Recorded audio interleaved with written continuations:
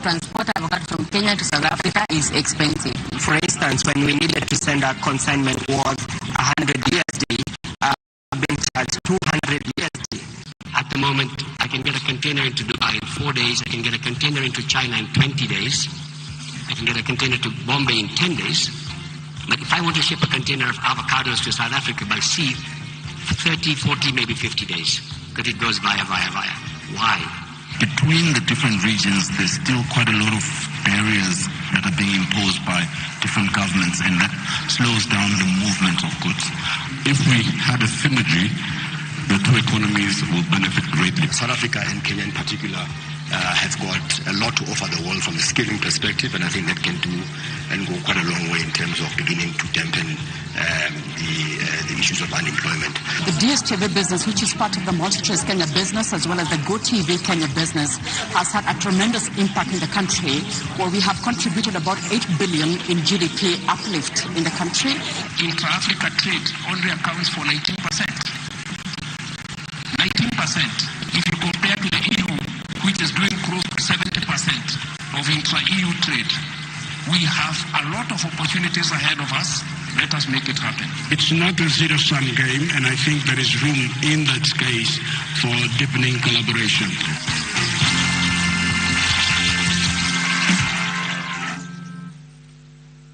Unlocking Africa, unlocking the opportunities, ladies and gentlemen. If it pleases your excellencies, Mr. Richard Ngatia, Chamber President, Kenya National Chamber of Commerce and Industry, and Dr. Stavros Nicolaou, Board Member, Business Unity South Africa, will present a summary of the Business Forum resolutions. Bwana Ngatia, karibu.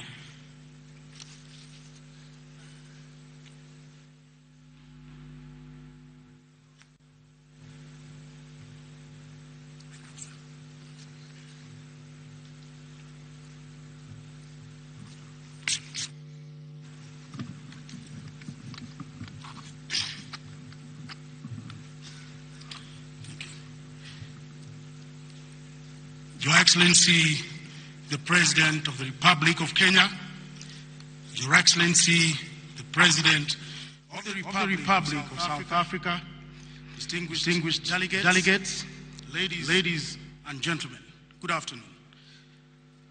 I'm very delighted today, Your Excellencies, because this day now marks 1 year since we had a conversation with the captains of industry in South Africa, Pretoria. That was in 23rd November. And therefore today was a day for us to have a conversation, and the whole day we've been looking at ways on how we can be able to unlock South Africa, but most importantly, unlocking Africa. Your Excellencies, you have seen, because you have walked through the exhibition, the limitless opportunities in this country. Your Excellencies, we have about 110 million population in both countries. And therefore, together, we can surely be able to tap the African continental free trade area market, which is 1.3 billion market. Your Excellencies, allow me just to acknowledge captains of industries, a few who are here in the house. And I will start with Ms. Flora Mtahi, who is the chair lady of KEPSA. She's right here with us. We do have Mr. Anthony Mwangi, CEO of CAM, who is here with us. Thank you. Mr. Kiprono Kitoni, chairman, Nairobi Stock Exchange, is right here with us. Mr. Paul Rushidi Russo, who is the CEO of KCB Bank. Thank you very much. We do have Mr. Humphrey Muturi, Commercial Director, Equity Bank. We do have Mr. Nicholas Guibert, CEO, Mobius Motors, and Mr. Charles Mdiwa Bank. We do have Ms. Rita Kwisha, MD, Isuzu East Africa Limited, Mr. Arvinder Singh Riel, MD, Toyota Kenya, and Mr. Dinesh Kolecha, who is Group CEO, Simba Colt Motors, and also Mr. Felix Chege, RSA Marketplace, and Mr. Tilo Mutai, Agri Africa Limited, among many other captains of industry who are here today. Therefore, Your Excellencies, allow me to read you through the conclusions and resolutions of the Kenya-South Africa High-Level Business Forum held at Kenyatta International Convention Center in Nairobi on 9th November 2022. The Kenya-South Africa High-Level Business Forum took place at Nairobi on 9th November 2022 on the margins of the high-level visit and brought together over 350 businesses, executives, and captains of industry from the two countries.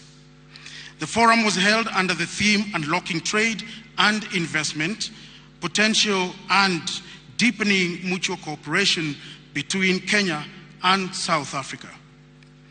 2, the forum appreciated the political goodwill expressed by the two heads of state on the win-win cooperation and facilitation of trade and investment for the mutual benefit of both countries.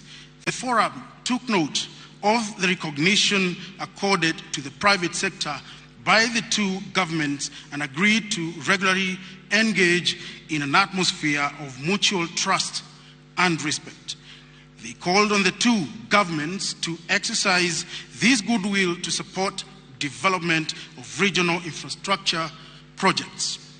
3, the forum noted the importance of trade and investment as a tool for international engagement and lauded the cordial and friendly diplomatic relations that South Africa and Kenya enjoy in regard. They called upon the governments of the two countries to work seamlessly to improve the environment for doing business in the two countries, including easing the visa regimes. And thank you very much, because today I think you shall be able to announce the good news about these visas. The forum took note of the vibrant, frictionless trade and investment relations between the two countries and called for the joint concerted efforts in increasing the volume of trade and level of investment with a view of improving livelihoods of the citizens, particularly the youth, women, and MSMEs of the two countries. 5, the forum identified the region between competent